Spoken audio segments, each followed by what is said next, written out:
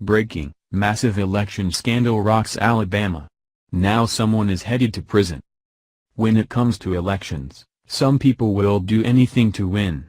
Voter fraud was a huge issue during the presidential election, where we heard stories of Hillary voters voting multiple times and buses of people flooding into key counties to cast their votes. With news this week of Roy Moore refusing to concede the Alabama Senate race, where he is now filing a lawsuit into fraud that was discovered, things have just taken an even more drastic turn. An Alabama state official has just been caught in massive voter fraud, and now someone is on their way to prison for a long time. It seems like each election cycle we see evidence of some sort of voter fraud, and during the Alabama Senate race many signs were there. Freedom Daily exposed how in a shocking 11th-hour order, the Alabama Supreme Court ruled that counties in Alabama could destroy voting records in the Roy Moore-Doug Jones race, going against the long-standing rule that these counties preserve the records and the integrity of the race. Other signs of voter fraud came after the election, where several voters bragged that they had come all over the country to cast their votes for Doug Jones. But shockingly, that was only the beginning. Freedom Daily reported. Alabama Secretary of State Nancy Worley turned herself in at the Montgomery County Jail Thursday after a grand jury indicted her on election fraud, where she is now being charged with 5 felonies and 5 misdemeanors that will no doubt put her behind bars for quite a long time. So for long years of stacking the deck against Republicans, which explains how a red state like Alabama suddenly turned blue during the Jones-Moore race. WSFA reports.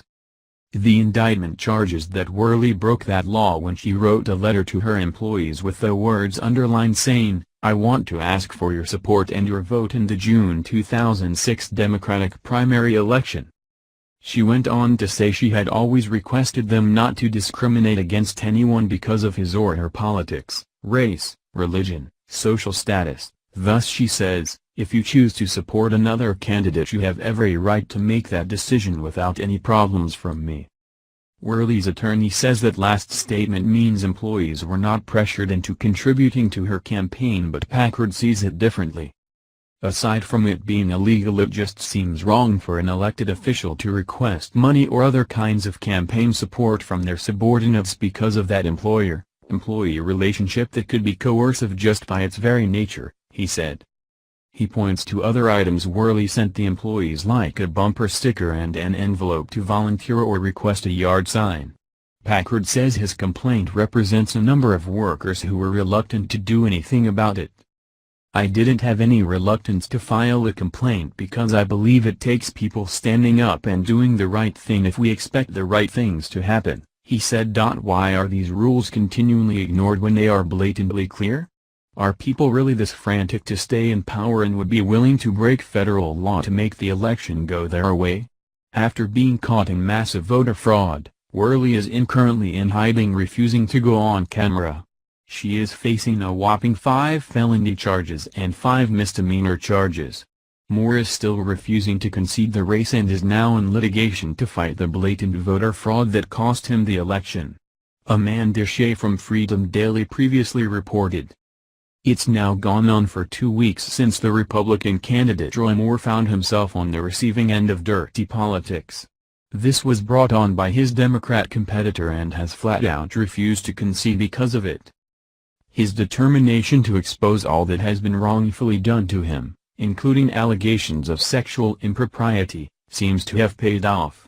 The special election to replace newly appointed Trump cabinet member Jeff Sessions took another dark turn which could make Moore the winner once and for all.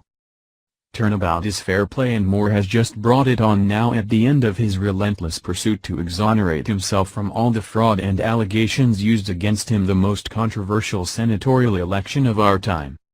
When voter fraud takes place, this is interfering in our democracy process and is a blatant disregard for the will of the American people. The Alabama state Senate race was an enormous hit to the Republican Party. Jones' victory will have significant consequences for Republicans on the national level. Now Democrats are turning their sights towards capturing the last Senate seat up for grabs next year as they work for winning the majority in the Senate.